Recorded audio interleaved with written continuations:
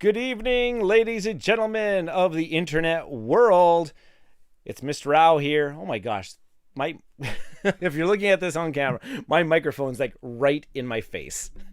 I did not mean for it to be like just so right there, but that's okay. Oh, because I have to use my laptop camera because I'm actually using my phone camera to actually be doing the top-down thing of our game tonight. I'm getting ahead of myself. Hello, everybody, and I have a special guest with us tonight, Jayson from the Dice and Dragons YouTube channel. Say hi to everybody, Jayson. How's it going, everyone? Thank you for having me, Ryan. Always love joining you on your channel. Yeah, I'll have a card popping up at the screen here. But Jayson just joined me not too long ago, and we played some Marvel Dice Throne on the channel, and that was a really good fun time. Another game from the op. What an epic finish to that one. I don't want to spoil it, but it's got a really good finish. It had a really good. It was the story. It had the good beginning, middle, and the very epic ending.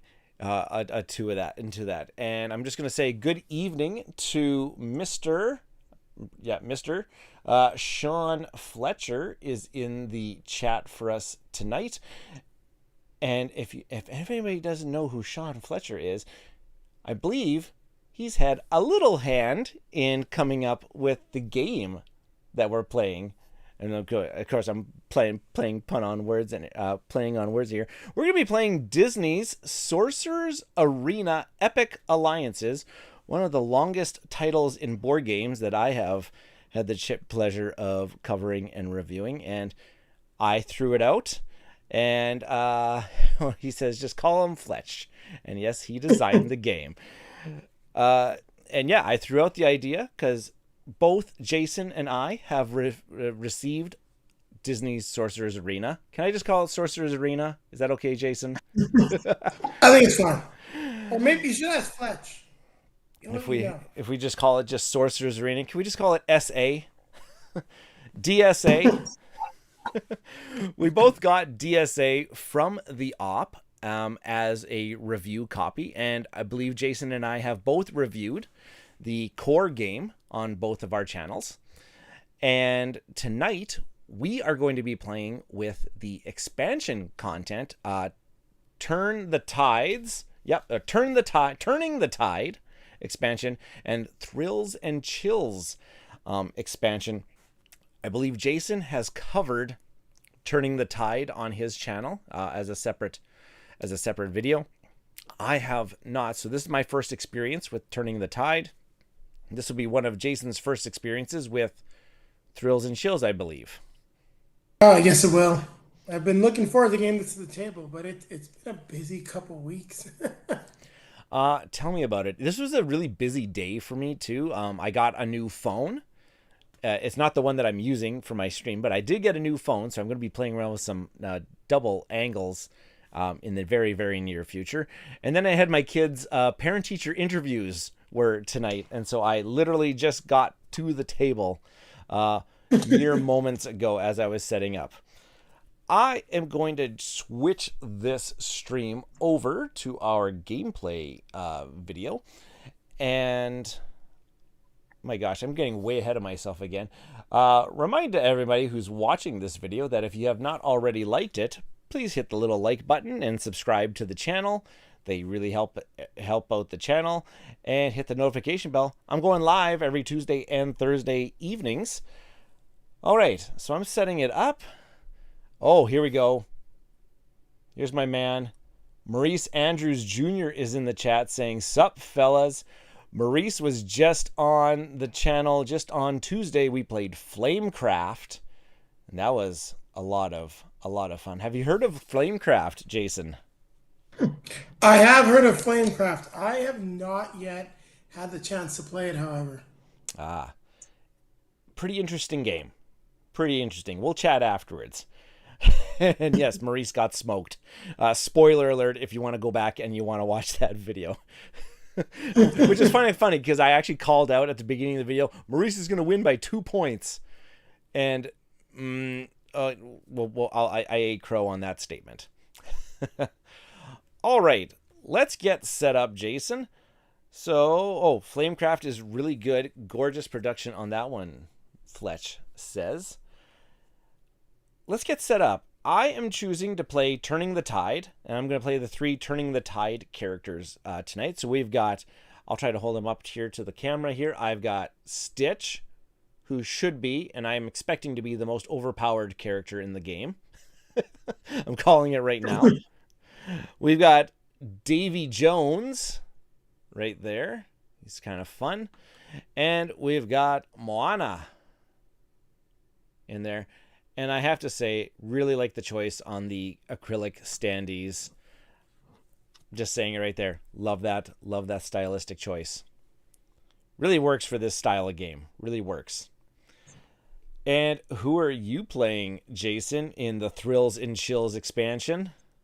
So I have the Horned King, and it's been so long since I've seen the Black Cauldron. I really can't tell you all that much about him, but I do vaguely remember him.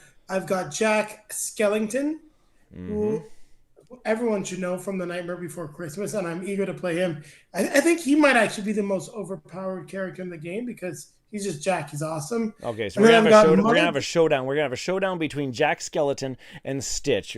You heard it right here tonight, folks. And then I've got Mother Gothel from Tangled, and I actually have never seen Tangled, so hopefully I'll know how to play it. Sweet, sweet, sweet. Yes, and Fletch is saying that the Horn King is my favorite expansion character so far. Right here from the designer himself, the Horn King is his favorite. So try to use that to your advantage, Jayson. Oh, I will. I will. All right, let's walk through setting up the game here. So, oh my gosh, here we go. I'm already blanking, Jayson. Did you have the rule book in front of you? I do have the rule book. Okay. Walk us through one thing that I do like about this game is that there's very minimal setup to this game, but I just can't remember the order in which things actually go. Once we've got our characters, we're able to place them anywhere that we want on the 3 starting zones. Well, sorry, in the 5 starting zones on either side. There are 3 respawn zones, so you cannot use the first 2 starting zones when you are respawning. So you can set up your characters however you want in those spaces. Next, we'll have to set up the turn order tiles. Okay. Which is essentially the initiative track. And you're just going to go through the initiative track, alternating following the initiative numbers that are listed for each character. Okay, so since I chose these 3, I have to go in order of those 3, or is it? Yes, you do. Or do I get to select one first, and you select one, and we see who's higher? Oh, yeah, that's correct. We go with who? Yes, we have to decide who's higher. Yeah, we pick the order, and then it goes based on who's higher. Sorry, Fletch. It has been, I think, 2 months since I have gotten this to the table.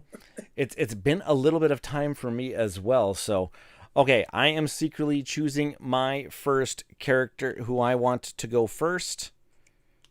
Okay, I've got my guy picked. I've picked mine. I'll show it to the camera. Okay, and I'll pick mine. I got Stitch, and you chose Jack Skeleton. Yeah, Jack Skellington. So Jack Skeleton's going to go first between the two because Jack Skeleton's 36 and Stitch is 41. Yes. Okay, now I'm going to choose my next one. Well, it has to go in alternating order. Now it alternates.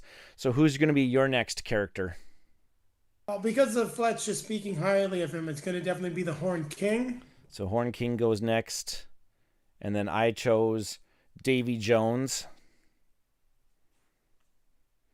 And then I just got one left. Yeah, so then you got Gothel the one left. And then I have, and I better make sure that I have it correct. There we go. I'm going to try just to kind of slide that over here. I guess I can slide the board a little upwards because I do need to make room because there are going to be some condition tokens that we're going to have to attach to these characters at some point in time. Now, I've got my deck of cards here. So now each of our characters has a deck of cards that they associate with them. So after you've chose your three characters, you kind of like mash this deck of cards together where they're all Stitch cards and Moana cards and Davy Jones cards and all that, and they all kind of just get smashed together. You shuffle them up, and this is kind of like this is like really icky to me because these cards aren't in sleeves, and I don't like playing cards games when their cards aren't in sleeves, but I haven't been playing this game enough to warrant sleeving them yet. I'll put that on out there. I haven't done it yet, but kind of give my quick little shuffle at the very end. I have been shuffling them quite a bit. Do that one of those. There we go. And I'll put my kind of like my whoops. Guess there was a card over there. There you go. And just to clarify, so everyone knows how I'll be playing cards, since Ryan's going to be controlling the board. I've got my board set up, and I'll be just mimicking his movements on the board. Everything else we're going to be pulling from Ryan's setup. And when I'm playing a card, I will show it to the camera, so there'll be no cheating. I was thinking somehow figure out how to do it because it feels like something the Horn King would do. Yes, I am putting full faith in Jayson that he is not going to just like, he doesn't have his deck of cards pre-stacked in the order that he wants to select them in. I'm shuffling them live. Now the question, see, look, you can see they're the actual cards, not just some other random cards to be like, yes. But I do believe that this actually 100% works by playing this remotely. Okay, I am going to set my characters. So Stitch and Davy. Okay, so just the way that it works, I'm going to put Stitch and Davy Jones in the front here, just like that, Jayson. And I'll put Moana in the center back. That makes sense. She's a great movement character. So characters that can move a lot can go towards the back. So I'm going to have Jack and the Horn King up front. Okay, so for some odd reason, the Horn King. Is this bugging you, Jayson? Is my camera? There we go. I think that should be better. On just for your end, people on stream wouldn't notice a difference, but I think I just flipped the camera around because this is the way that I'm looking at the board. If that makes sense to you, Jayson. Yeah. Everything looks good. Okay. So I'm going to have the Horn King closest to the Sorcerer's Arena logo, and Jack Skellington in the front spaces, and Mother Gothel is in the middle. So just like that, how I put it up. So this one's like Horn King, Jack Skeleton. I always say Mother Gothel. And then we got Davy Jones, Stitch, and Moana back there. And Fletch did say we actually did all of our early playtesting with a remote setup almost identical to this. That's very cool. Makes sense. Don't fiddle around with that tabletop simulator business. I've been playing some games on stream with Tabletop Simulator, and I realize I am not a very good user at it. Okay, so each of our characters has these character cards, and these character cards, I'm actually going to slide them a little bit closer to me because I have bad eyesight, and I want to know what their special abilities are because there's lots of special abilities in this game that you want to make sure that you're taking advantage of. So like if I take a look at Stitch here, I'm just going to bring it up to the camera. There we go. Stitch, he's got some skills. He's unstoppable. Banish a card from your hand to remove up to one status effect from Stitch. And he's got a constant ability where it says experiment 626. Whenever Stitch takes 3 or more damage in a phase, Stitch gains 2 tough statuses. And we should probably mention what vanishing is, Ryan, just so people are clear about what that will actually do. Remind me what banishing actually does. Is that getting rid of is that getting rid of it out of the game? Out of the current game, yes. Banish gets rid of it permanently. So when you banish the cards, you will not be able to get them. They're not in your discard pile. You cannot retrieve the card whatsoever. Yeah. And there's a few other things that are on this card that are very, very important. Mainly up in the top here, me choosing Stitch is going to be, so he's going to allow me to draw 2 cards. Actually, the cards across all of the characters that you choose, you add up that card value, and that's going to be your hand size your starting hand size. Stitch the hearts there, say he's got 7 hit points, and that he's worth 6 points whenever he's knocked out. And then he's got a base movement of 2 and a standard attack of 2. And he's got a bunch of icons on the side here of the types of cards that are in his deck and the type of cards that need to be in my discard pile if I want to upgrade Stitch.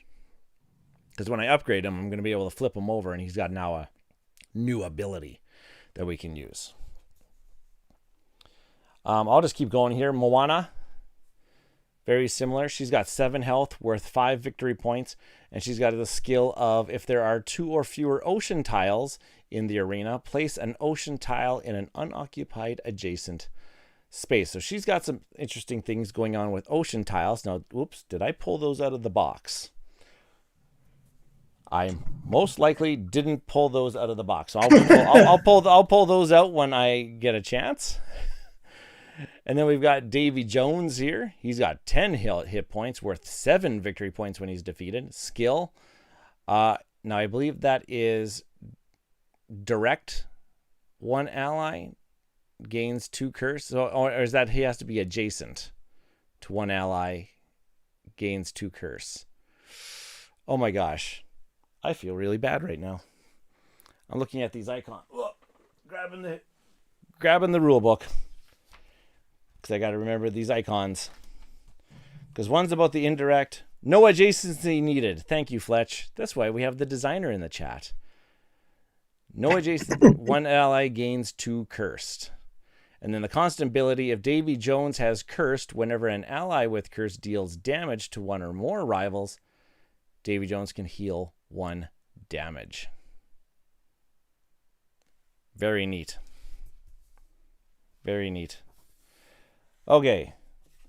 Mother Gothel here for Jayson has 7 hit points, 6 victory points she's worth.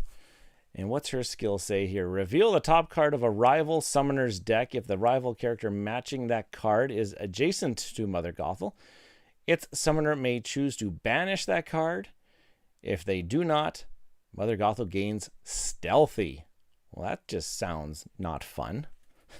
That's definitely obnoxious, because then you just have trouble hitting her. Exactly. She's going to be right next to you. We got Jack Skeleton, 10 hit points, worth 5 victory points. Strange Gifts. Discard a card from your hand to...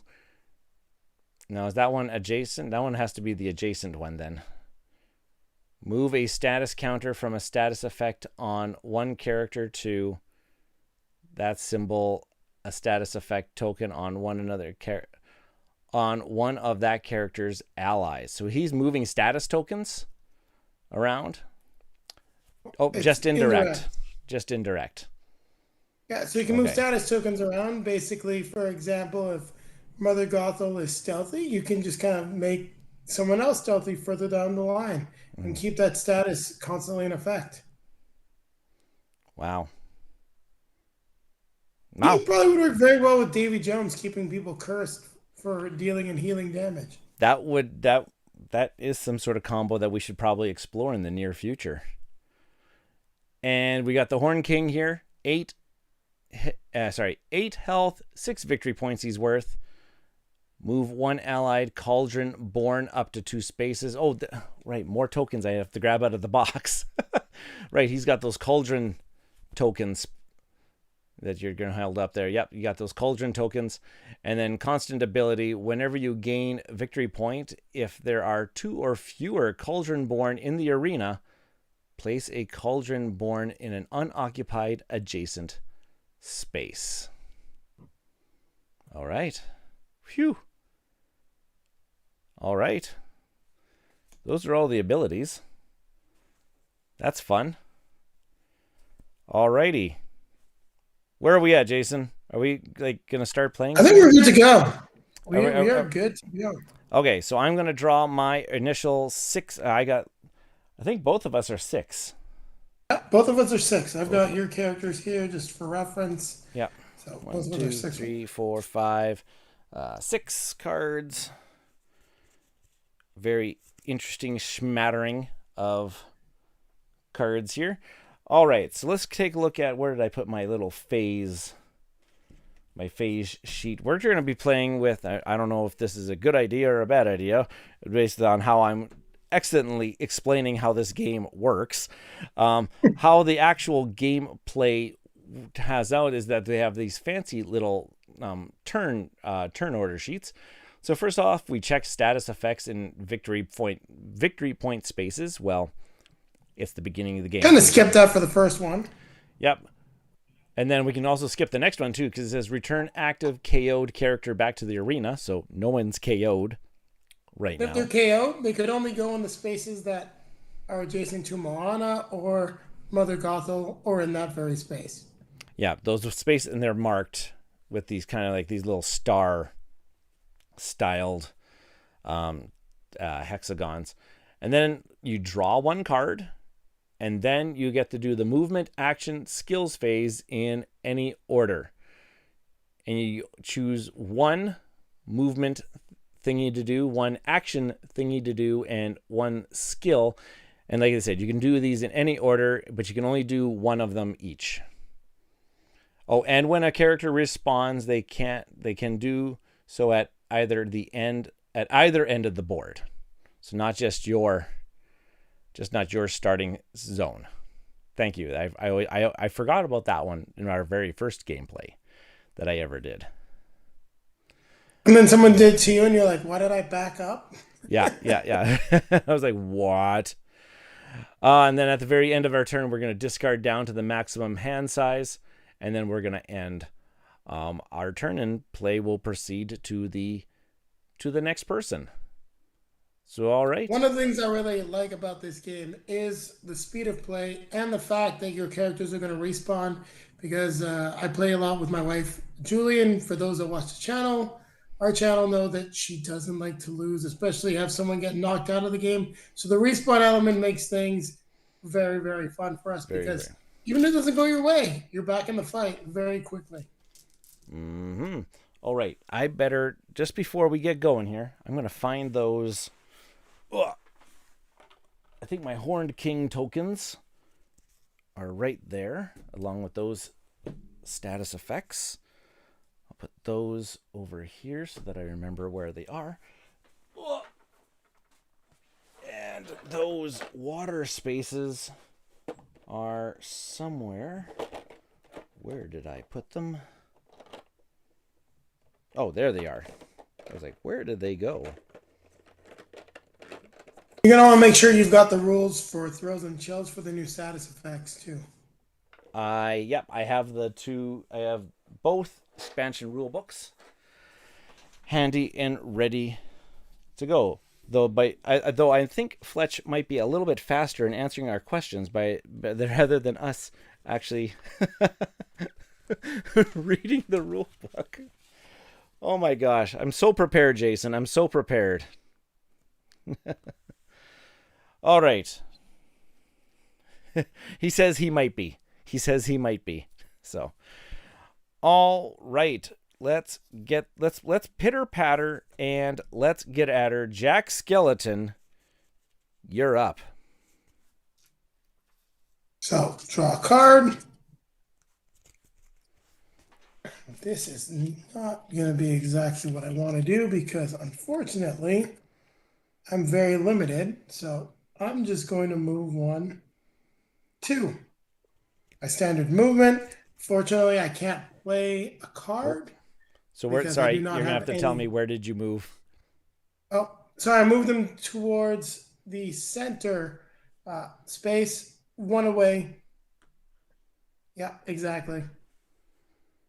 So that's where I moved him. Unfortunately, there is no one to trigger my skill phase. When it comes to an action phase, I could attack, but there is no one that is nearby.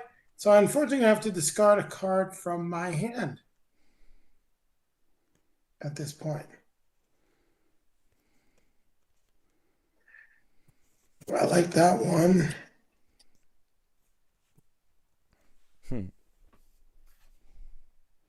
2.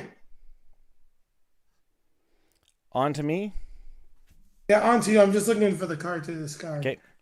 So Stitch is up, and I am going to.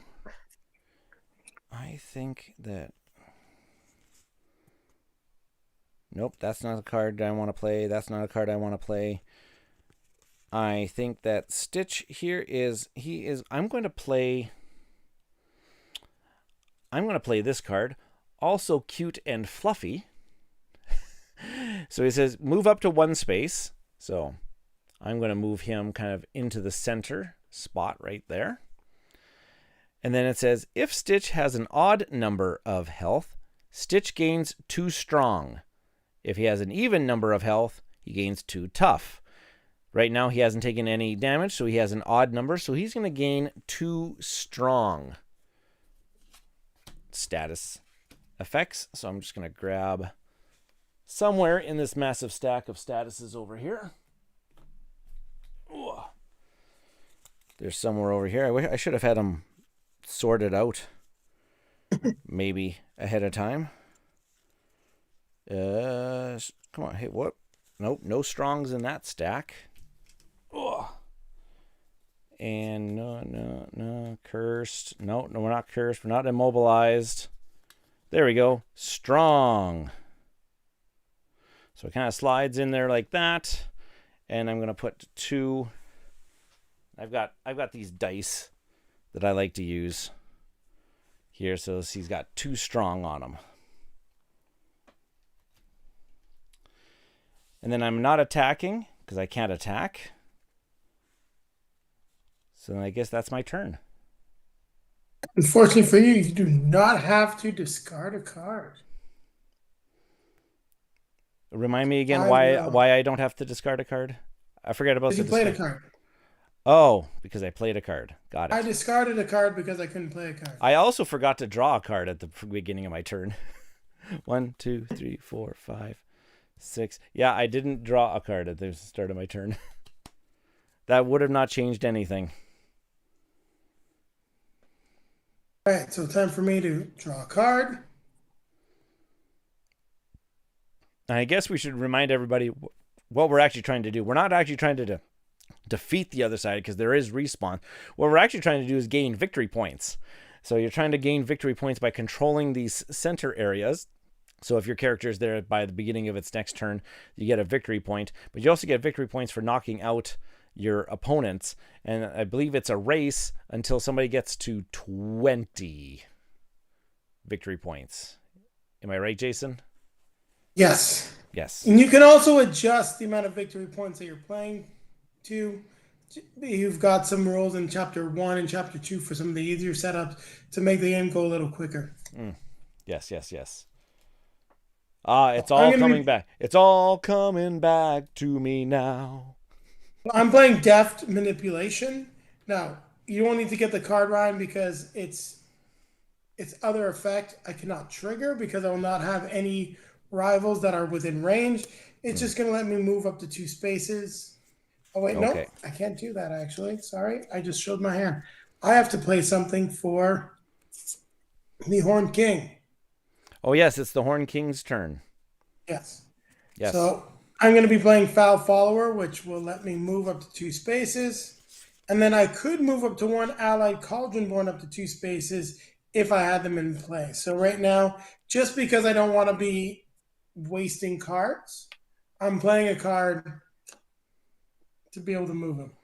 So I'm moving him towards the far victory point area. So 1, 2 like that? Yes. And that's a big strategic move for me because he can normally only move 1 space with the standard move. So getting the 2 spaces is better than burning a card. Exactly. And that was his turn? Yes. All right. Okay, Davy Jones. What you got up your sleeve, Davy Jones? Well, I don't have anything to really boost his movement. So Davy Jones is just going to do kind of like what the Horned King did, but without playing a card. He's just going to go 1, 2 towards this victory point space. And since I'm not playing a card, I have to discard a card. Oh, I forgot to draw a card. Dang it. I always forget that at the beginning of my turn for some odd reason. So let's just discard. But they're all so good. I was not happy with the first card I discarded, but it's all about keeping a good variety of cards in your hand, and I was heavily tilted towards one character, so it just made the most sense. Yeah, and you also want to make sure you have the correct number of or the correct kind of cards in your discard so that you can spend them to do your character upgrades. Okay, Davy Jones' turn is done. All right, so I've got Mother Gothel. So now I'm going to play the card. Oh, let's see, got to draw a card first. There we go. That's something good, but not for right now. So now I'm going to be playing Death Manipulation. We don't have to worry about the bottom part of the card. So I'm just going to use it to move 2 spaces. Okay. Fletcher, this is coming back to me now. It's been a little while. Are we able to discard a card to increase our movement? Yes. Like I could just... You can burn like a movement card to increase that movement. So you know what, actually, I'm going to burn that movement card. Yeah, he just mentioned that. Don't forget, I'm going to bring that up on the screen here. It says, whoops, not the race to... But don't forget that you can pitch cards to boost standard movement and standard attacks. It does double duty, giving you tactical plays and stocking your discard upgrades. That's what I thought. So I did just burn a card. I'll just use it so I can move Mother Gothel 3. And so she'll move adjacent to Jack. So 1, 2, like right here? Yeah. Okay. Sounds good. Now, when I boost the attack, this one I always thought too, do I have to, say if I was boosting Moana's attack, does it have to be, Moana's movement, do I have to spend a Moana movement card? Or can it just be any movement card? I can't remember that one. It's so good that I brushed up on the rules before, while I was at parent-teacher interviews. Why wasn't I reading the rule book? Should have been like, does your kid know how to play this game? Yes. Well, you can pitch any character's card. You can pitch any character's card for the boosts. So that's what I thought. So now it's on to Moana. You're done your turn, Jayson? Well, you know what? I want to see what the top card of your deck is. Oh, was that the... I'm going to use Mother Gothel's ability to make you reveal the top card of your deck. So the top card of my deck is a Stitch card. That's for adjacent people. You're going to stomp around. Gotcha. Okay. And this goes back to the top of my deck? Yes. Yes. All right. It only happens if it's the active... As if you're adjacent to me. Oh, right. Okay. Okay. What's Moana got here? But I still want to see what your cards are, so I want to do that every time I can. It's unlike Jack's ability and the Horn King's ability, which are more specific. I getcha. So I am going to move Moana. She's going to go... I'm going to pitch this Stitch card. Oh, wait, I drew a card. Wait, 1, 2, 3, 4. No, I didn't draw the card. Dang it. You even made me reveal it, and I forgot to draw it into my hand. Okay, so I am going to pitch this Stitch movement card so that I can boost Moana's movement to 3. 3, and she's coming up to this, towards that victory point space. And that's all. I don't have anything to do an attack. All right. So now it's back up to Jack Skellington. Draw your card. Yeah, I'm just making sure I've got everyone in the correct right spaces on my board. Yeah. Because it's getting real now. Oh, yeah. Now, you see, round 2 is where all of the action and the hit points start flying. Yeah, and I think I'm going to try to exploit a mistake, something that you may have done that is actually maybe a mistake, but we'll Just see. gonna check So I'm our. going to move Jack Skellington into the space, Okay, so which space is he moving into? The victory the point center space? space. Center Yeah. space? Okay. And then I'm going to use my range 2 fearsome throw to deal 2 damage to Davy Jones, and that rival also gains 2 afraid. Ooh. So Davy Jones takes 2 hits. And he gets 2 afraid. Yes. Okay, is that a new? Yeah, That is a new one. that's a new one. Okay, so he gets 2 of those. All right, let's take a look at what afraid does. Afraid. This character must use each of its movement phases if possible. At the end of each of its movement phases, it takes 2 damage if it's adjacent to a rival. Interesting. Oof, that means you don't want to stay in the victory point spots. You don't want. He doesn't want to be unless if I like, he's got 10 hit points. He can take a couple hits. He also took 2 damage, and that could be another 2 damage on his turn. That's like 4 and He's tough. He's Davy Jones. sure about that? Okay, perfect. Okay, but that was Jack Skellington's turn. All right. Okay. Oh, Sean Fletch is saying he's worth the 7 victory points. Okay, drawing a card. Okay, Stitch, what you got? What you got, Stitch? What you got? Oh,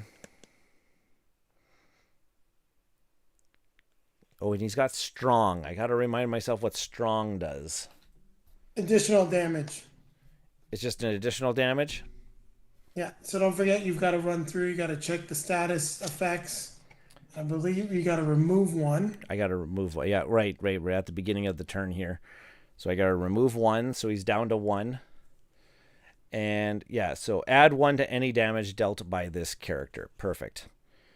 So Stitch is going to move 2 towards the Horned King. Right there.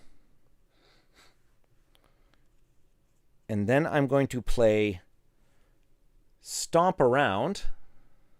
Should I play this right now? Ooh, I don't know if I should play that right now. Because his base attack is 2. Isn't it? Yeah, his base attack is 2. Did I have something else? Nope, I'm going to do this one. That's what I want. Blue Punch Buggy. That's what it is. I like this. The Blue Punch Buggy. Deal 4 damage to an adjacent rival. And it gains 2 no punchbacks. So I'm attacking the Horned King for 4 plus my strong. So that's 5 damage on the Horned King. Ouch. And the Horned King gains 2 no punchbacks. Ugh. I'm going to find that here. No punchbacks. He's got 2 of those. And no punchbacks, I believe that was a new one in Turning the Tide. Yeah, it basically means you can't hit Stitch back. Yeah, all damage this character would deal to a rival Stitch is prevented. So you can't attack Stitch. Okay, you're right next to Jack. Yep. And I'm just going to take here.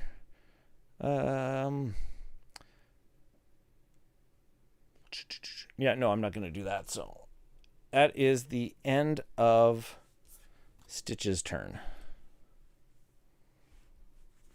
2, 3. All right, well, that was Perfect. painful. That was painful. Yeah, it was. And you can't, and Horned King, you can't retaliate. Nope. So I can draw a card. I'm just going to make a standard movement. Yeah, just because I can't retaliate doesn't mean I can't retaliate.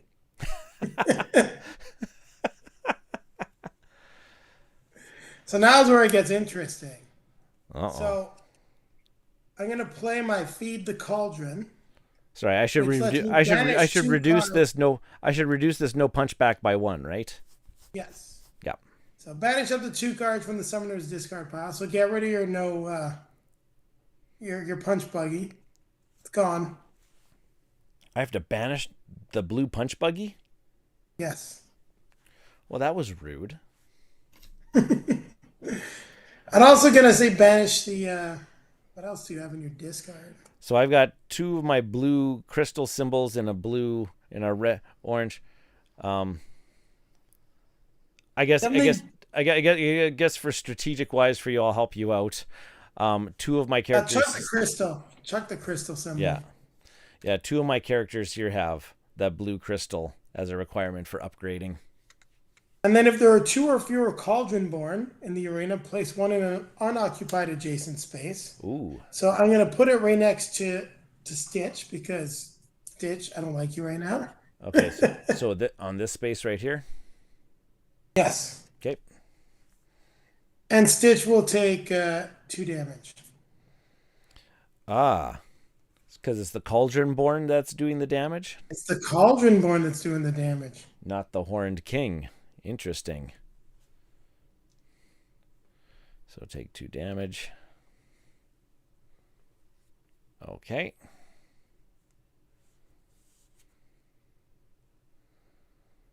All right, and that was And the so horn king's turn. that was the Horn King's turn. And he's Okay. moved. I moved him. He's standing on the.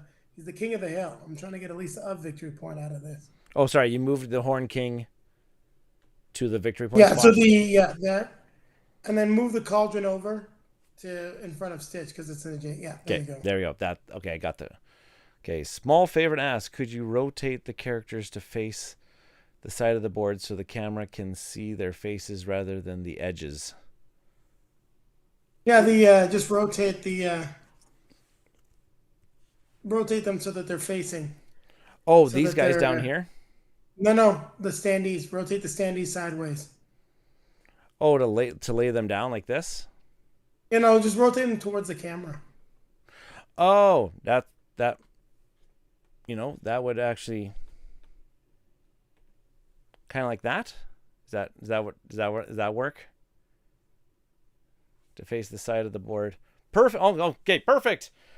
I guess I should do all these. See, small time streamers. We're just still learning these things. Hey, look, we're doing better than the people I saw streaming, and where the board was upside down in orientation for the entire stream. Ooh, ouch. Okay, so I reduced Davy Jones Afraid by 1. And Yeah, he's not adjacent to anyone. he's not adjacent to anyone, so he's not going to take any damage. That's awesome. Thanks, Fletch. He says we're doing great. I draw my card. Davy Jones, what the heck are you going to do? Ooh. Ooh. Oh gosh, those look tasty. Those do look tasty. So I know. Oh, I guess I could look at his special ability here. If Davy Jones has cursed, oh, he doesn't have cursed. Never mind. Don't have cursed yet. But I am going to move Davy Jones into this victory point space. And he is going to... Oh, wait. Is that what I want to do? What is Jack Skellington's health? Oh, it's at 10. Okay. Davy Jones is going to move to that space, and we're going to play Callous Methods, and I'm just going to deal 3 damage to an adjacent rival. Okay. So that's to Mother Gothel. Yep, 3 damage.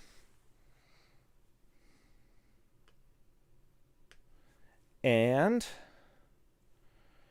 I don't know if I want to trigger. 1 ally gains 2 cursed. Do I want to give my guys cursed? I guess that's Davy Jones's a lot of his cards interact with cursing cursing people. Right? Is that? Yeah, because then he gets to heal based on the damage they do. Yeah. I don't know if I want to curse anybody right now. Do I want to? No, I'm not going to curse anybody right now. My turn. Davy Jones is done. All right, so I need to draw a card. Yeah, I guess. Yeah, I wanted to curse somebody before Callous Methods. I guess I could have cursed Stitch so that when I played Callous Methods, I could have healed the damage off of Stitch. That would have been Yeah. I get this now. So I'm gonna reveal the top card of your deck. No. Come on, Davy Jones. Davy Jones. Ooh, that is exactly what I was hoping for. So Mother Gothel now gains Stealthy. She gains Stealthy. What happens to this card? Goes back? It goes back to the top. Yeah. Okay. Oh, but if it's like an adjacent character, she gains Stealthy? Yes. Just one Stealthy? Just one Stealthy. Okay. Now I will play Sinister Schemes to deal 4 damage to an adjacent rival. So that's 4 damage to Davy Jones, which is why I'm very happy you didn't curse anybody. Nice. Fletch said, did Davy lose 2 health for Afraid? He didn't lose because he didn't start his turn. Or is that every turn? Afraid. This character must use each of its movement phases if possible. At the end of each movement. Oh, at the end of the movement phase, he should have taken the 2 damage. I thought it was at the beginning. Yeah, no, it's at the end, so we take another 2 damage. Yeah, so he's actually at 8 damage out of the 10. Is that 8 out of the 10 already? Because 2. Well, because you just did a whole bunch to him. Yeah, I did 4. So he would be at 6 damage. But I forgot to put the 2 on from before, so he's at 8 now. 4 plus 2 is 6. I'd love him to be at 8. No, because he already had 2 damage on him. We did from. Yeah. Oh yes, because I hit him with the skeleton. Yeah. You hit him with the skeleton. Then you got the 4 from Mother Gothel, and then I had forgotten to put the 2 at the end of his move. So yeah, he's got 8 damage on him. I don't think she wants to necessarily stick around there so easily, though. She's gonna move. I'm gonna move her. Where are you gonna move her? I'm gonna move 1. She's gonna be right behind Jack, but 1 space back, so at the center of the blue spaces. Right there. So I'll leave her within striking distance, but not vulnerable. So sorry, do I have her in the right spot? Yeah, right there. Okay. Oh boy. Okay. Moana. We're on to Moana's turn. Okay. She doesn't have any status effects. So she's going to draw a card.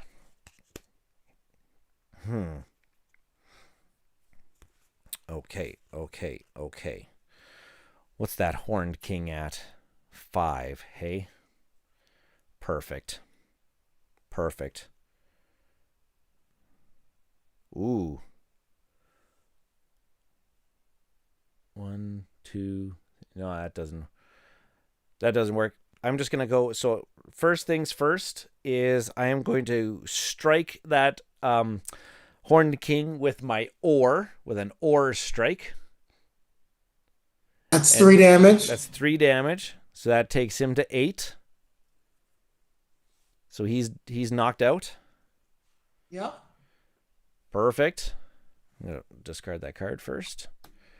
So he's knocked out. So he just comes to his little thingamajigger. He loses all his status effects too, right? Yes. So status effects go that way. And then she shall, I guess, move on to that victory point space. 3, 4, 5, and that will be Moana's turn. All the way to Jack. Oh, and you're not gonna like me so much, Ryan. Okay, sorry, and I gotta take my 6 victory points, which I'm just gonna put this little dice right here to say that I have 6 victory points. Who? Because okay, first I'm gonna draw a card. Be kind. Be kind. Yeah, no. See, just Stitch goes bye bye. Stitch goes bye bye. Yeah. How much? And I get a victory point. Well, this Oh is wait, pile on the wait. gifts. So check status effects first and victory point spaces. So yes, you get a victory point. Good for I'm a you. Jayson rival, and if I was a better position, I would have done this as someone else. Gains 2 afraid, 2 immobilized, and 2 flustered. Then that rival takes damage equal to the number of status effects on it. So because of strong, just takes 7 damage. Oh, okay.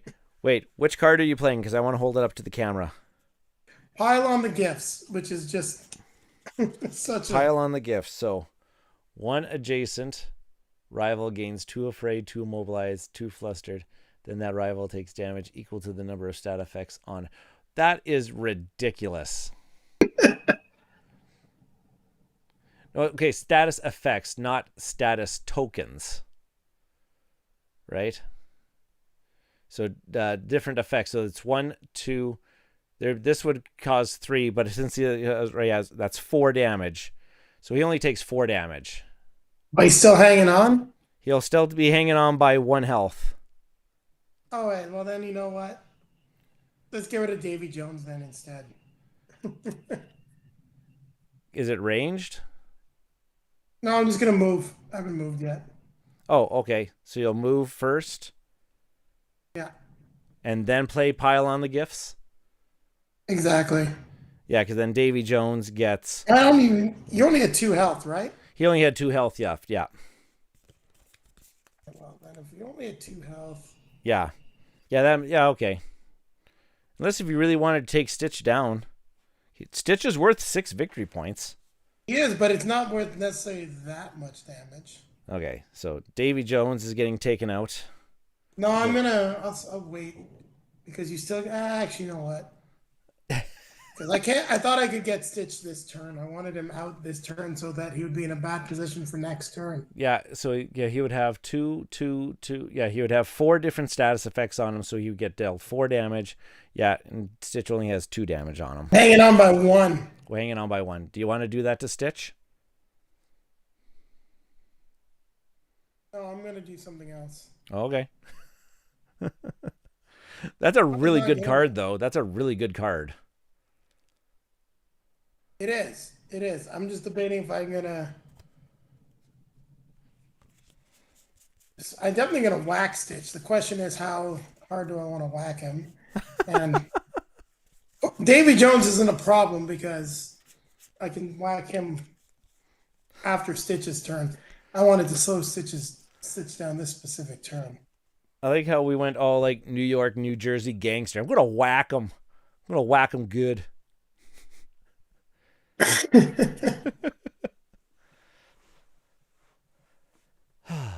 Okay. So I'm going to just discard one of my cards to boost my standard attack. So I'm going to deal... I'm going to deal just 3 damage to him. No point in going all the way. You're going to deal 3 damage to just Davy Jones? To Stitch. Okay, so you're still... Yeah, I might as well play King of the Hill. As you pointed out, I've got 10 health. So is Jack Skeleton staying on that? Yeah, I'm going to stay there, and I'm going to just... Deal 3 damage. Okay. And there's no point in moving, because unless you can move me off, I'm in a good spot. Okay. You are in a good spot. Okay. All good? Yeah. Okay. That was a complicated turn. Okay, comes over to Stitch. Stitch is not getting a victory point. I do have to check statuses, so Strong is been removed off of Stitch. I get to draw a card. That card's got a lot of writing on it. Okay. Alrighty, Stitch. What you gonna do? What you gonna do when we come for you? What you gonna do when they come for you? Do. Okay. How much health do I have? I have 2 health.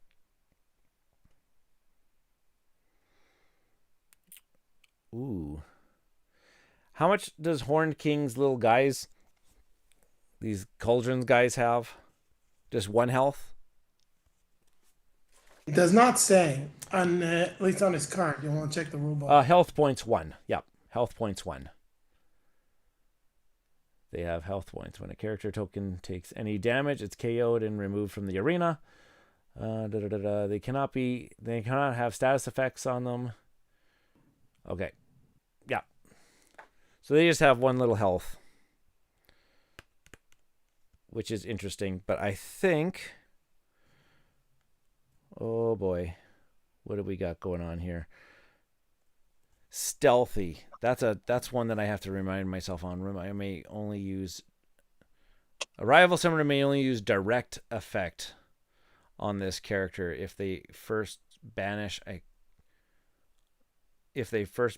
card of their choice from their hand. Indirect effects do not cause summoner to banish a card. Okay. Dang it. That's not.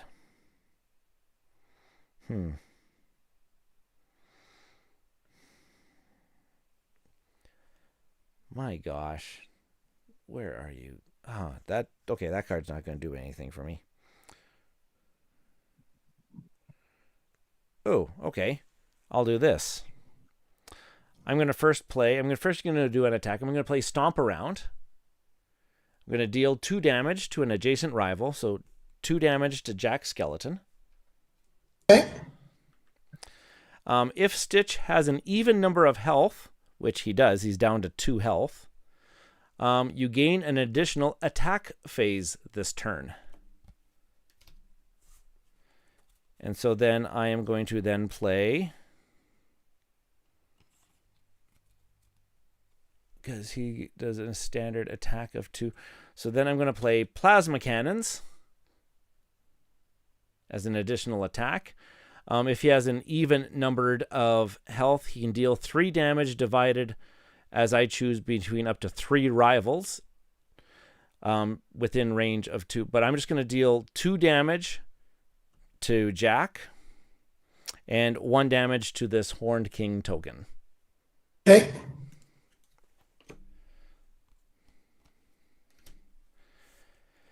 And then I guess he could move if he wants, right?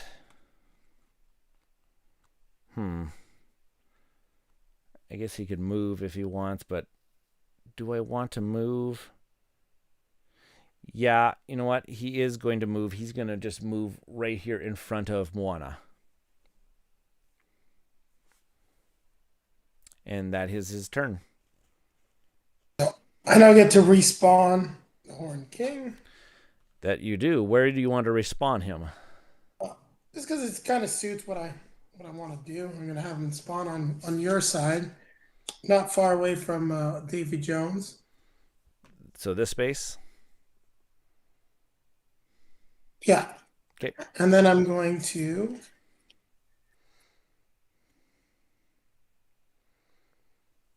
Then you get to draw a card and then do your thingamajiggers. Yeah, but I think I miscalculated because of his movement, actually. I forgot about Moana. I should have been putting down her ocean tiles to make it harder for you. Fletch is in the channel. Fletch, can we discard multiple cards to increase our movement or just 1? I believe it's just 1. I believe it's just 1. Yeah, only 1. Yeah, I miscalculated slightly there. Yeah, it says on the little player card, discard any one card to raise the No, that's standard not bad. movement. That's fine then. So I'm gonna move 2 spaces using the card, playing Go Forth and Destroy. If there are 2 or fewer Cauldron Borns in the arena, I can place one in an unoccupied adjacent space. Okay. So where were you like? I'm gonna put it right next between me and Davy Jones. Right here? And yeah, remind me if they have a standard attack, Ryan. They do not have a standard attack. They have a No, I do standard not. attack of 0.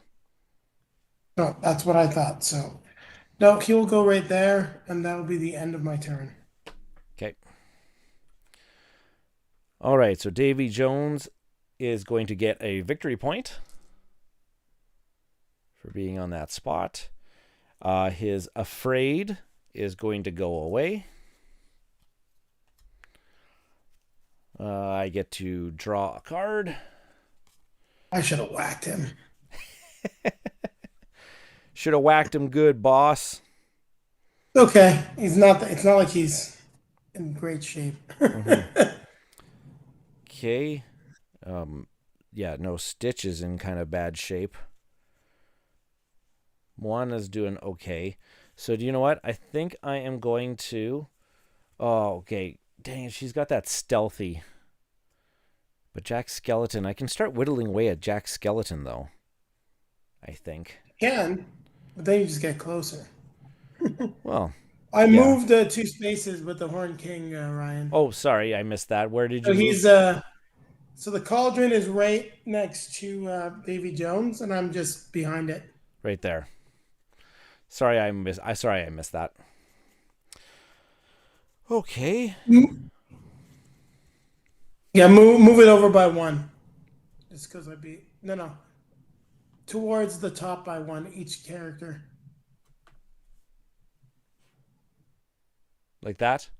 Yeah, exactly, and then move the Horn King. No, you had it. Like that? I couldn't go there behind it, behind the cauldron. Sorry.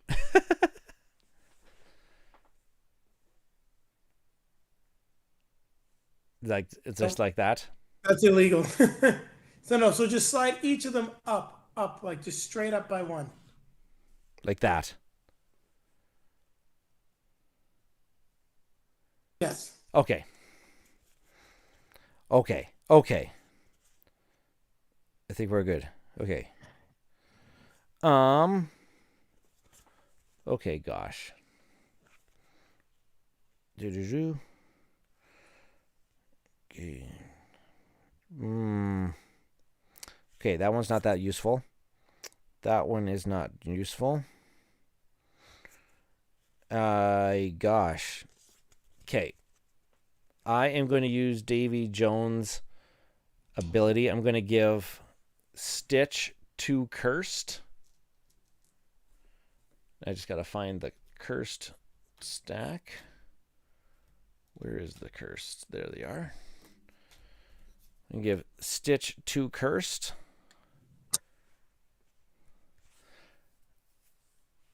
I can do that, right? Because it says indirect. Yes. Yep. I will then play Callous Methods. Oh, sorry. Nope. I got to move towards Jack Skeleton first. And then I'm going to play Callous Methods to deal 3 damage to an adjacent rival. And then up to 2 characters with Cursed can recover 1 health. So Stitch will heal 1 health. What's Stitch at then? Stitch is at 4. And Jack Skeleton will take another 3 damage, so he should be at 7. Okay. And I think... Do I have enough in my discard pile?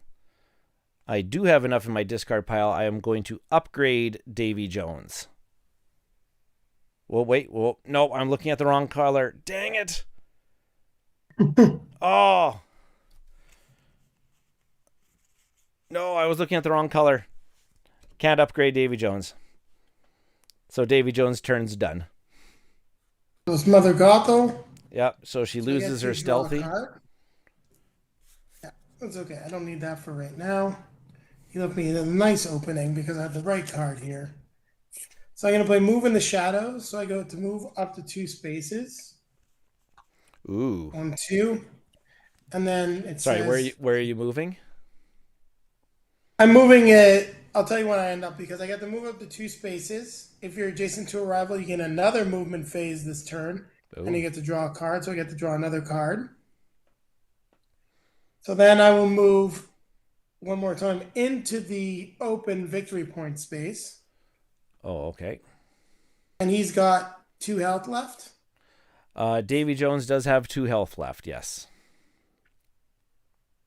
So before anything else, I'm going to reveal the top card of the deck. Maybe I'll gain another stealthy. It is Davy Jones. I will gain another stealthy. And I will proceed to take my dagger and just, stab you in the back there. Understandable. And so you get 7 victory points for that.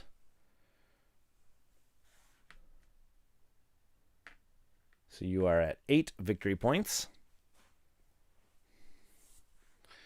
And I am at 7 victory points.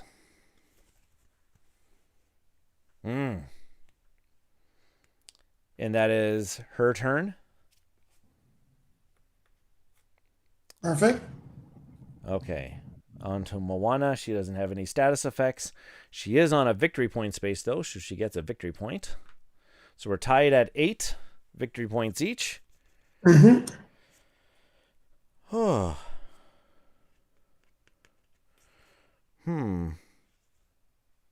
Okay, so I am going to... I got to read about the ocean tiles. Because I want to do stuff with them. Because I've got cards. They give you extra movement. Basically, you're like skipping across them. Ah. And do they slow you down? Or do they slow other people down? Okay.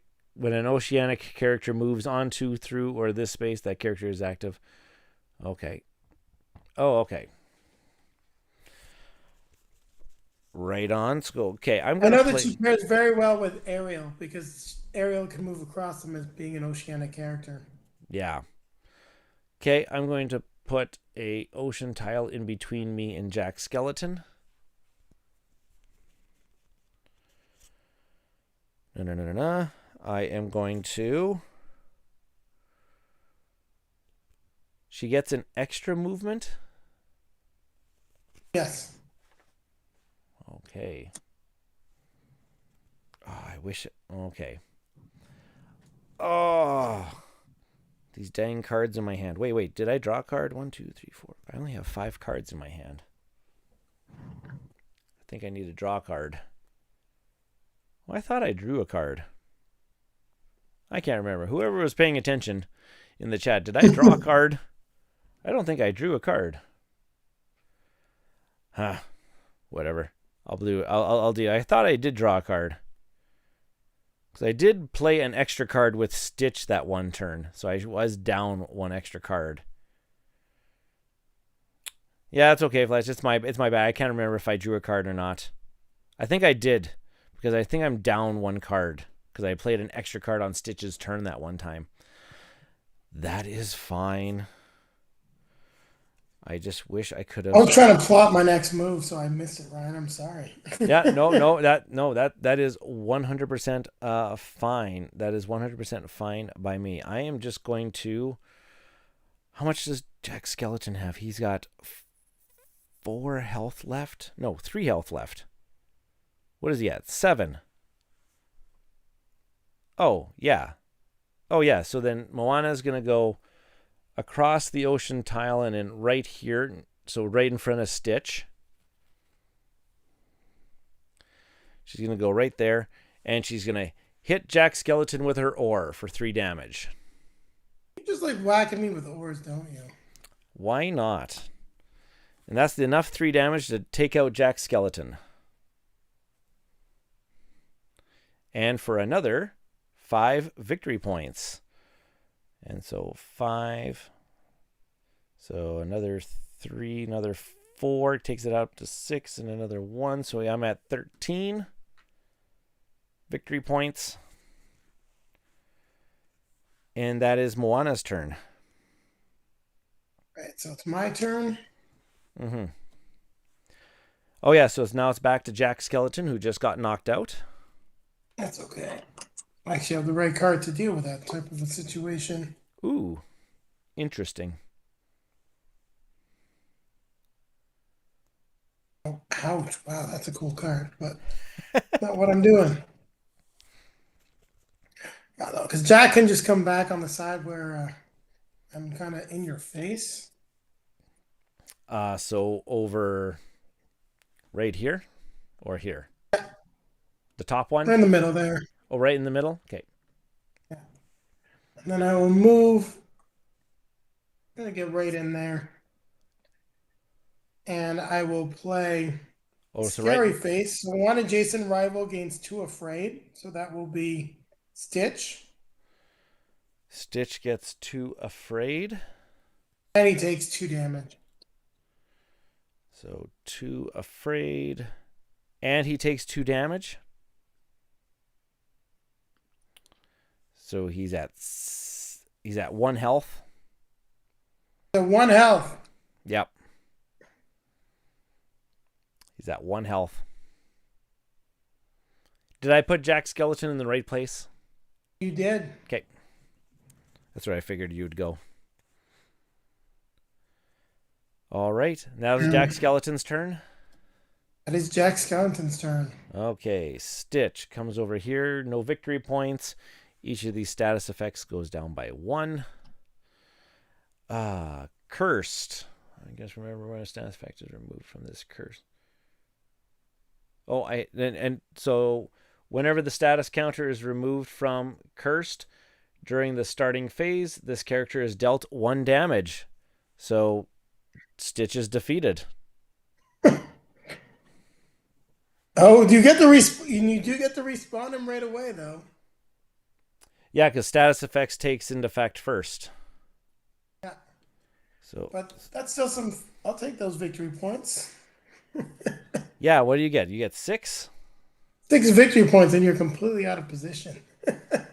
That's right. Okay, and he will. I guess he'll respawn. I guess he'll respawn just. Oh my gosh.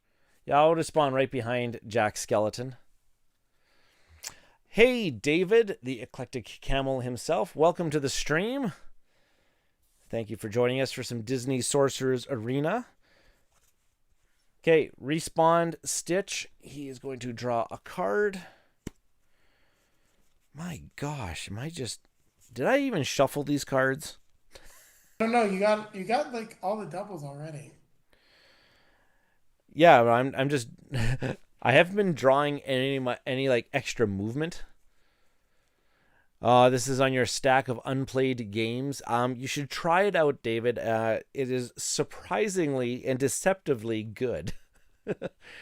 I so enjoy it. Okay, Stitch. What are you gonna do, Stitch? Unfortunately, I don't have much I can do for Stitch. I guess Stitch will move his standard 2. I guess. Yes, he'll move standard 2 to just in front of Jack Skeleton.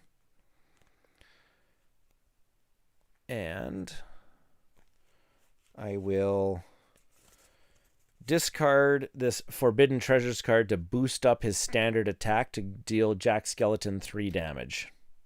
Okay. And with that, I also have, now I know I have the enough correct cards so that I can upgrade Stitch. Because I've got 2 greens, these 2 green symbols, and I've got 2 of these blue symbols. And those cards get banished. Yes. Those cards get banished. So now Stitch can get upgraded. So now he's got the very persuasive ability of whenever Stitch deals damage to a rival, That rival gains 2 no punchbacks. Oh, I should have upgraded him first before I did the. I should have upgraded him Damage. first before I dealt the damage. Can I take backsies? Hide behind my microphone.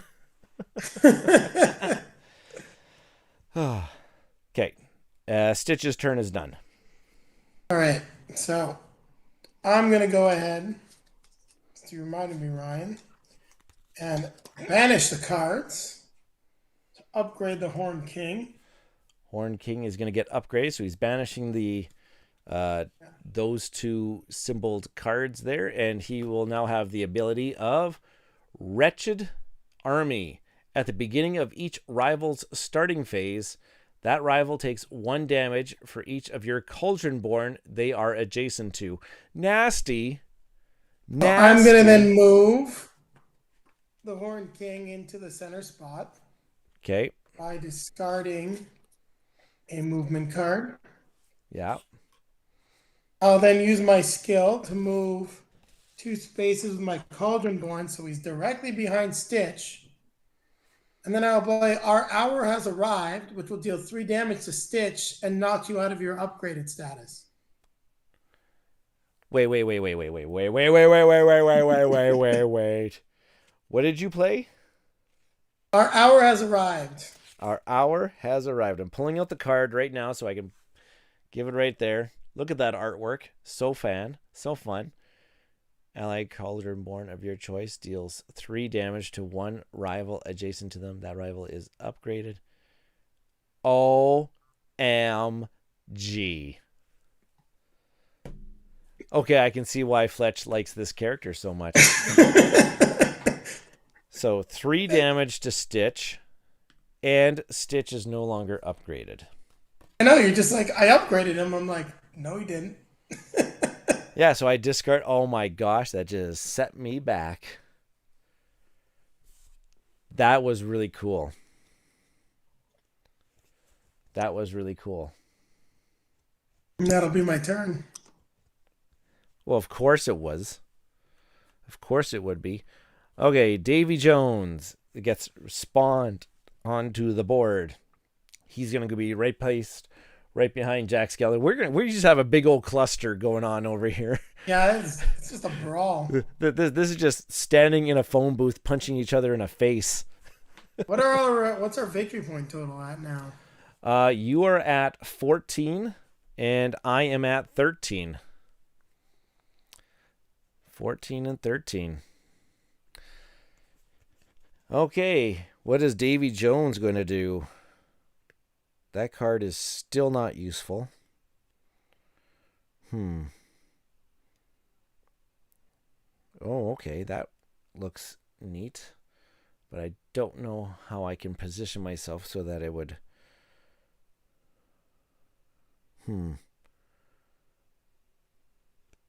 Interesting. Oh, I didn't draw my card. It's been the theme of the game of not forgetting to draw my card. That's not helpful to me right now. You know what? Let's go big or go home here. Let us move Davy Jones. I'm just not in a... You're just not lined up great for me to actually like get a full effect of this card. So let's just do... Okay, I'm just going to move... Oh, I don't know where I want to go. I'm going to go right above Jack Skellington. So 2 spaces right above Jack Skellington. And I'm going to drag him below. Davy Jones and each adjacent rival gain 2 cursed. And then Davy Jones... Sorry, I get to do both these effects, right? Or do I just do one? I get to resolve all of it. Yeah, it doesn't say choose. Yeah. I'll do this. So, so I'll give us each 2 cursed. So I better do that right now before I actually forget. What's Stitch's health? Stitches at 4. Okay. So him and Jack Skeleton gain 2 cursed. Whoops. 2 cursed, 2 cursed. And then I'm dealing 1 damage to Davy Jones and to Jack Skeleton. Okay. So Jack Skeleton should be down to 6. And Davy Jones is down to 9. Yeah.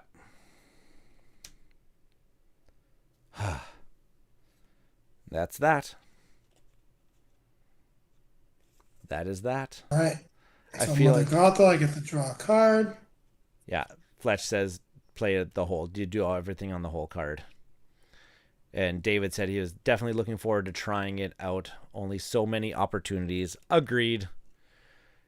But if you ever want to play anytime, David, I think it's working quite well remotely here. Let's see. What do I want to do here?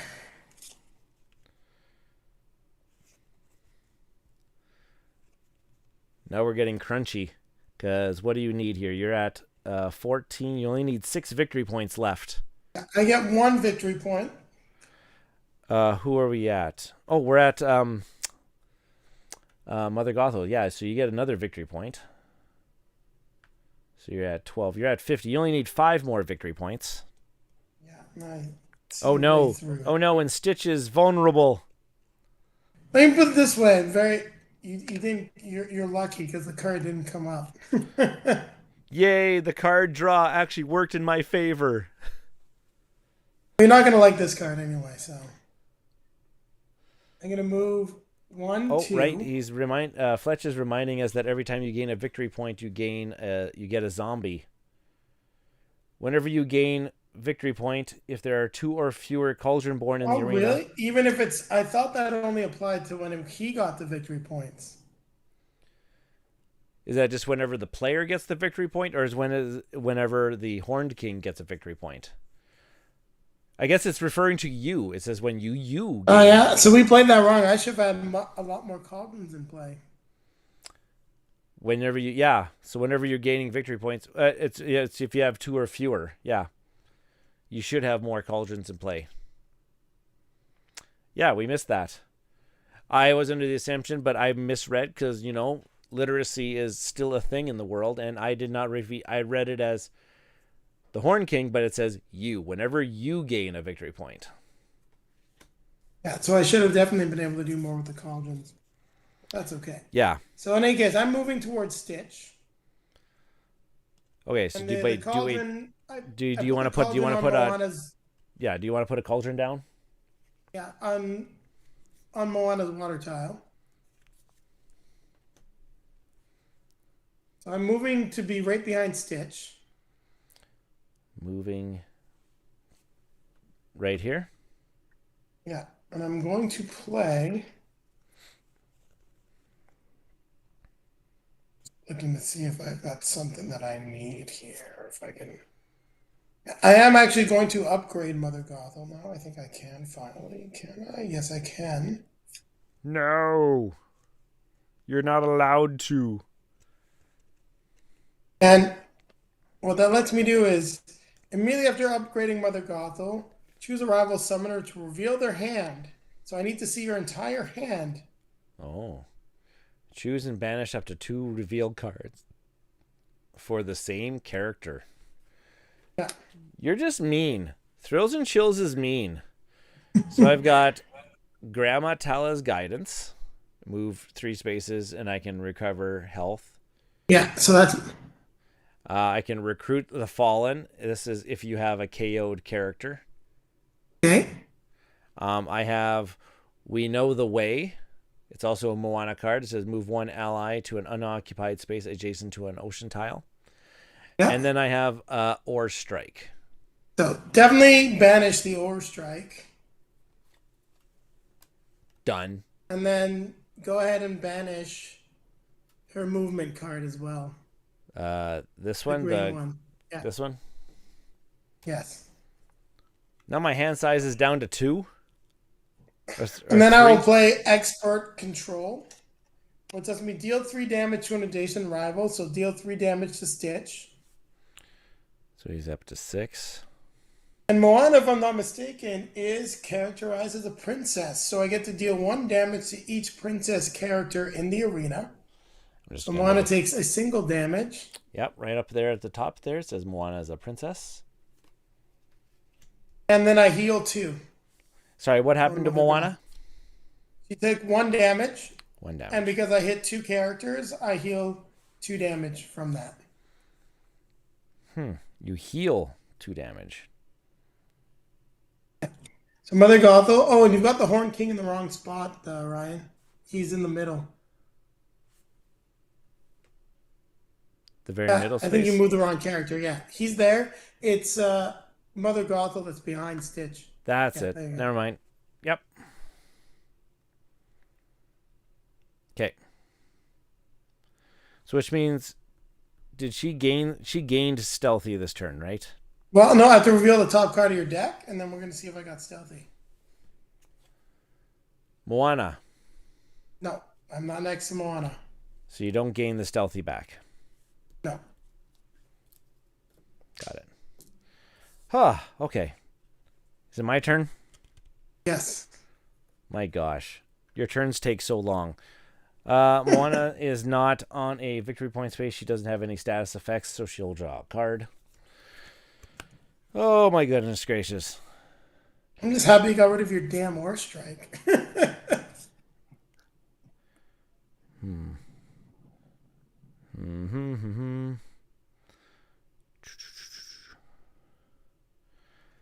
Interesting. Okay. Darn it. Darn it, darn it, darn it, darn it. Darn it. Darn it. I don't know what to do.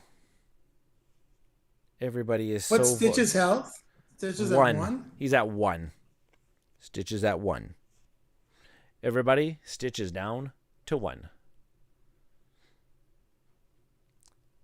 And it says she... Oh, wait. I think we missed something here. Fletch says she takes 2 from the zombies. Oh, yeah, the starting turn, she takes 2. She's got 2 guys adjacent to her. That is correct. Okay. Because I upgraded. That is correct. So what's her health at now? She's at 4. Okay, so she's doing all right. You got to remind me of these things, Jayson. Oh my gosh, what is she going to do here? I was focusing on the victory points. You got the victory. You've got the victory in your sights here. I just don't know what I'm going to do with my character here. I don't know, because Jack Skeleton still got so much health. He can do some stuff, but he's still okay. Like, I'm surrounded, but I'm okay. I'm surprised I'm still actually okay. Yeah. Yeah. Dang it, I can't upgrade her because I don't have the correct cards in the thingamajigger. So let's go with, if there's these, deal 3. Okay, I'm going to have her place down an ocean tile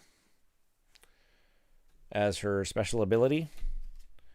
And, sorry, yeah, if there are 2 or fewer ocean tiles in the arena, place an ocean tile in an unoccupied space. So I'll put it right between her and Davy Jones, and right there. And then I'll play Chosen by the Ocean. If there is at least 1 ocean tile in the arena, I can deal 3 damage to an adjacent rival. And that adjacent rival who's going to gain the 3 damage will be...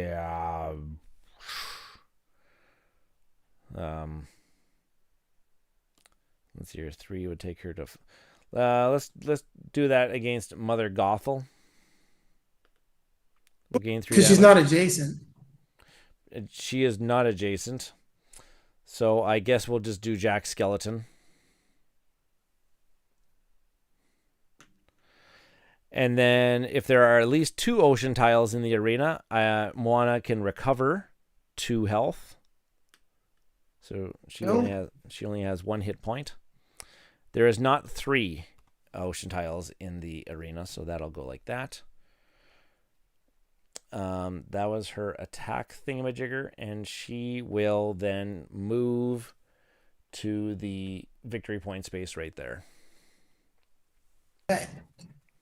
I'll say this: I'm very happy you didn't do something else. I am, well, you took away cards out of my hand, so I'm very limited in options now. I thought you were going to do something to slow me down. What could have I done to slow you down? Save Stitch, because now Stitch is dead. Well, yeah, I couldn't. You could have saved Stitch with an attack on the cauldron, because now I don't even have to do anything and he goes down. Oh. Oh. Well then, but Jack Skeleton would have attacked Stitch though. Oh yeah, but now I can do something else with Jack. That's Okay. So play passes on to Jack Skeleton. and we can move through our own characters, correct? At the beginning of each rival's starting phase, that rival takes 1 damage. Okay, yeah. Yeah. You can move through your own, you can pass through your guys, yes. That's what I thought. So oh, that is interesting. So I'm going to use Fearsome Throw to deal 2 damage to a rival. And it's range 2, so that's going to be Moana. Wait, what? Yeah, deal 2 damage to a rival within range 2. She's 2 spaces away. Yeah, why are you damaging Moana? And she gains 2 Afraid. And she gains 2 afraid. That's why I'm damaging Moana, just in case. The Stitch is going down, but I'm going to also run away with Jack because I've got my move 4 spaces. So I'm going to move Jack 1, 2, 3, 4 to the unoccupied King of the Hill space. 1, 2. Then I get to reveal the top card of my deck, and I can draw it if it's a specific type. It is not, so I will not draw it. Okay. And that'll be my turn. That'll be your turn. Oh, I forgot to take Jack down by... I forgot 1. to take Jack down by 1, which he would have taken a damage. That's why I ran away, because I need to make you work for that kill. Yeah. Or defeat. So now it's Stitch's turn. Stitch goes down. At the beginning of the turn, since he's next to a cauldron, yeah, he takes a damage, so he's down. So you get 6 more victory points.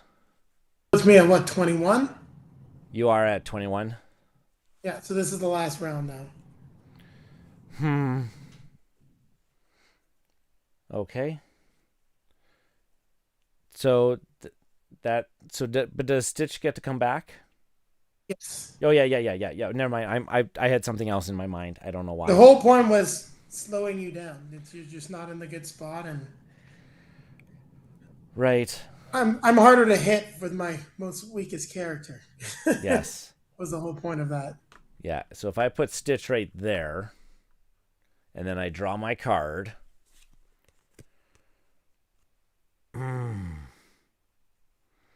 Dang it. Well, wait. What's Moana's health? Moana's at 4 health. Oh, but wait. Oh, I don't think that... No, that's not going to give me enough victory points. But I'm just going to do it anyways. So I'm going to boost Stitch's movement by 1 by playing this card. So he can go 1, 2, 3. And then do a basic attack of 2 against Jack. And that will take Jack out, giving me 5 victory points, which only puts me up to 18. And I can't do anything else. Okay. And then that's it. No, I think it's we play the entire round. Oh, we go through all the characters. Oh my Yeah, gosh, I've we been play playing the that. full round. Oh my gosh, I've been playing that wrong. I've been playing that wrong. I've always played it at the end of that character's activation. That's why I whacked Moana, because it's not over Oh yet. my gosh. This is a game changer, Jayson. This is a game changer. So I've got the Horn King. This is a game changer. So it's my turn with the Horn King. So I'm going to move the cauldron behind her. Actually, I got to draw my card first and just see. Yeah, yeah. So I'm saying there's a chance. Lloyd Christmas. Lloyd Christmas says that there's a chance. Yeah, I gain one. So I gain one victory point. Sorry, yeah, you're saying things and I'm not recording them on my end. Gain one victory point. You gain one victory point.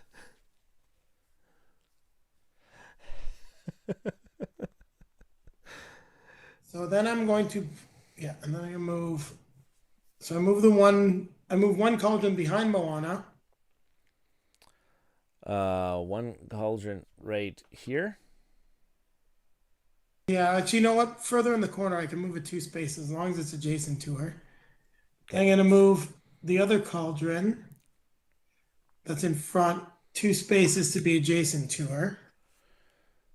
Like right here. Yep. Okay. Interesting. And then the question is, do I? She has, how much health does she have? Moana, she's got 4 health.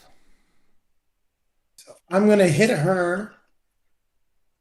Actually, just to make it more difficult on Davy Jones, I'm going to move the Horn King right adjacent to her. And I'm going to play foul Right here. Foul Follower. So deal 1 damage up to 1 adjacent rival. And then I move up to 1 allied cauldron up to 2 spaces. Oh no, it's never mind. It's only going to be 2 damage. Forget that. I'm going to stay where I am. Oh, okay. I'm going to use Our Hour Has Arrived to deal 3 damage to Moana. Our honor has arrived. Yeah, it's the same one that's an allied cauldron hits for 3. Oh, okay. So she's taken 6. Horn King still in the center? Yeah. Okay. Got it. Got it. No, sir. I don't like it. No, sir. I don't like it. Okay. Davy Jones. Status effects. Curse goes down by 1, so he takes a damage. Draw a card. Dang it. I shall... that doesn't work. Do you know what? He will just... What do we got going on in here? Ooh, what's his upgrade ability? Because I can upgrade him now. At the end of your turn, at the end of your starting phase on Davy Jones's turn, choose any space in the arena. Deal 3 damage to each rival on or within 1 space of the... Whoa! That would have been cool. Okay, well that's the... I will upgrade Davy Jones. 1, 2, 1, and 2. Just just because I can, and I need to have a chance. I will. I'll just do a standard. Oh my gosh! I'll do a standard attack against this cauldron. Okay. Just to get rid of it. But I'm not going to be able to get rid of that other cauldron, I don't think. And I'm going to move, because is he... Yeah, he's oceanic, so he can use those... He can use the ocean tiles.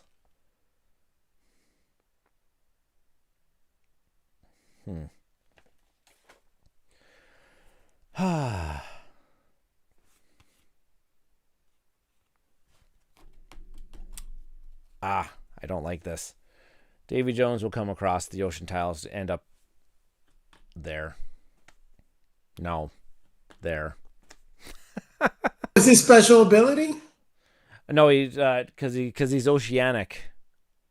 No, but what's his special ability that you were saying? Oh, it says at the end of your start phase. So he has to have been upgraded. He would have had to been upgraded before. Yeah. Yeah, it says at the end of your starting phase. So it's not going to get to his starting phase again, but that's okay. Davy Jones is done.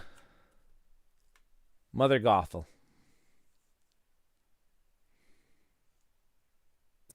Draw a card. Okay, wow. Davy Jones is how much health, and how much health does Stitch have?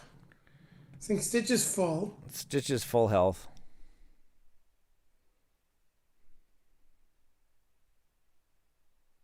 And Davy Jones is like what, 8 or something? Yes. No, it's gonna be a lot easier to just.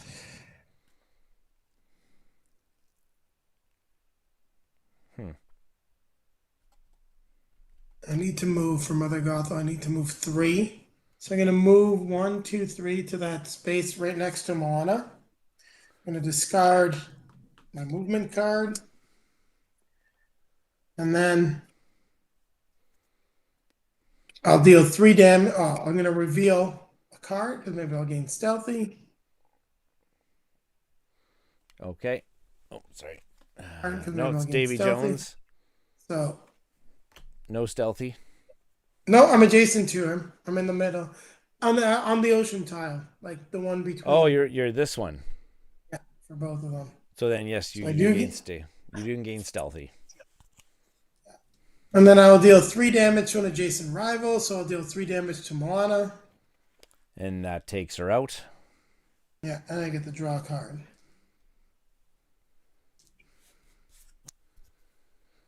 And that gets you another 5 victory points. Yes. So 1, 2, 3, 4, 5. Ugh. I forgot that.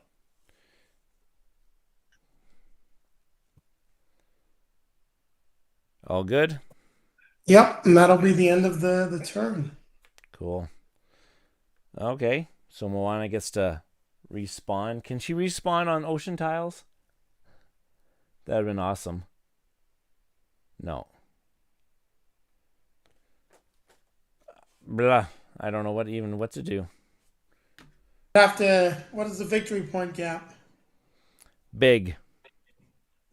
You're up by 8 points.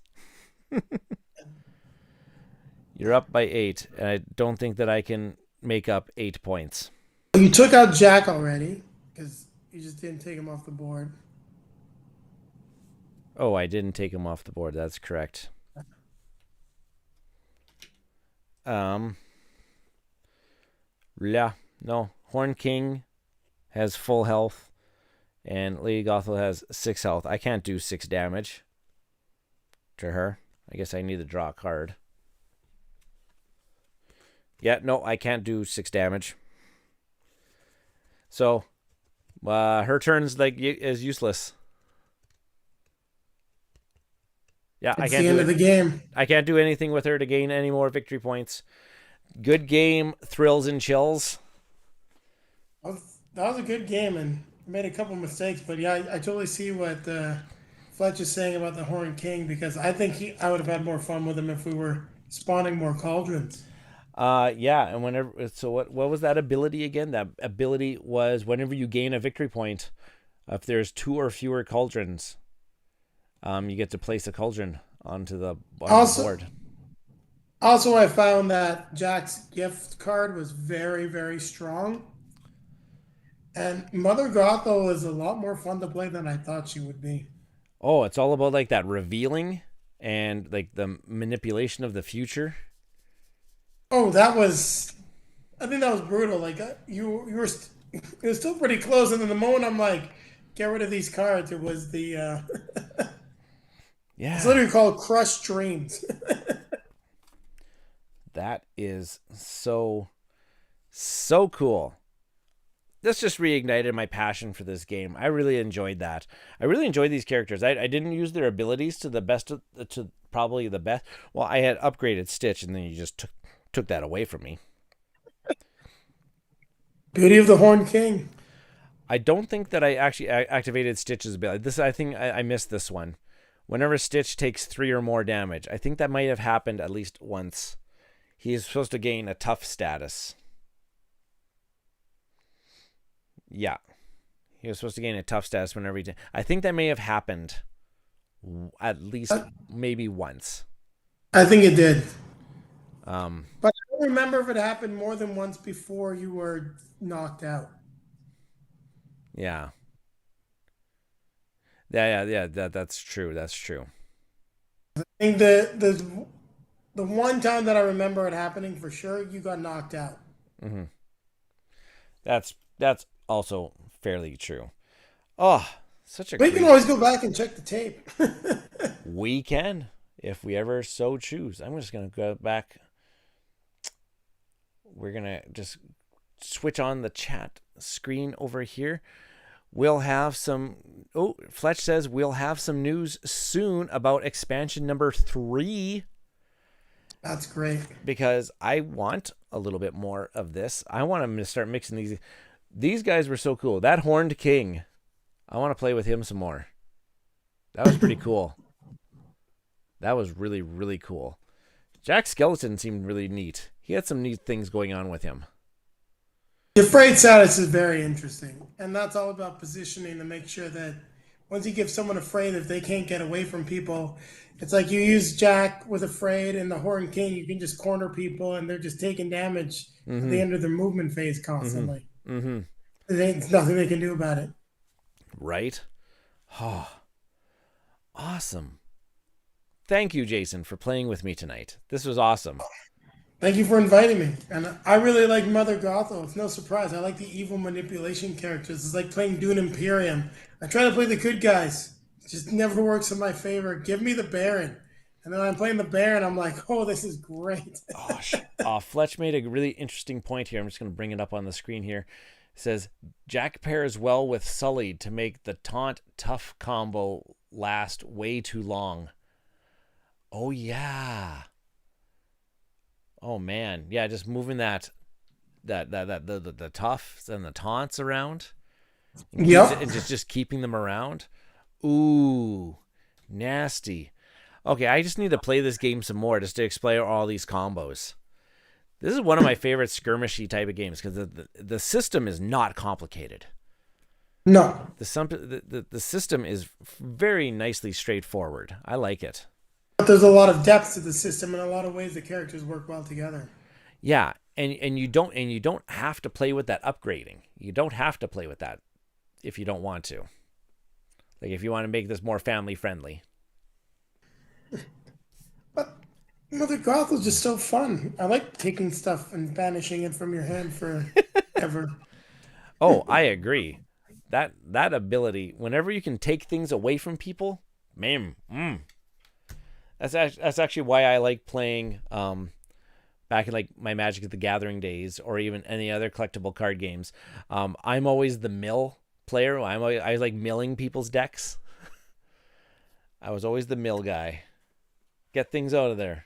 Discard, discard, discard. Perfect. Well, thank you everybody that was watching and in the chat tonight. Thank you for making us part of your, if you're American, your American Thanksgiving evening. Instead of watching football, you ended up watching this match instead, which I believe would be way more interesting. No, I can't say because I'm an NFL fan. I'm an NFL football fan, like through and through. But thank you for making us part of your evening, and thank you to Jayson for joining me. Jayson, just tell everybody a little bit about who you are and where they can find you once again. I'm Jayson from Dice and Dragons. I do reviews with my wife, reviews, how to plays, top tens. A lot more reviews than anything else currently. You can find us on YouTube, Facebook, Instagram, everything but Twitter at Dyson Dragons with the plural. And on Twitter, we got Dyson Dragon because someone else had the damn S. So I still haven't managed to hunt him down yet. That That's being said, who knows how much longer we'll be on Twitter? you just never know. Every day seems to be a new evolving plot line in the story. And Yes. I have a link to Jayson's social media and channel in the description of this video if you want to check out his awesome weekly content and sometimes multiple things weekly content. So We'll have, there's going to be a whole slew of stuff coming just because I've been playing catch up. So we missed a video this week just because of how crazy it was. You can expect something new coming this weekend. And as I'm doing some catch up, you can expect to see a lot of Power Rangers Heroes of the Grid content coming. And we just did a review for the op to keep on topic a little bit. We actually just today with Fire Nation Rising. So if you're interested in that, you like IP games, that Avatar: The Last Airbender, make sure you to check it out. fingers crossed. I put my name in for that one. I would really like to play that one on stream. So I got my fingers crossed that one might come. It is probably the best version of the system by far. Man, because there's a few of them there. There's like there's like the Death Eaters Rising for the Harry Potter fans. There's Thanos Rising, Star Marvel. Wars in the UK, but you can't import it to Canada. But Star Wars in the UK. Yeah. Dark Side Rising, I think that one was called. Yes, you've got the Batman Who Laughs. Yeah, Rising. And SpongeBob. Really? Is that like Plankton Rising?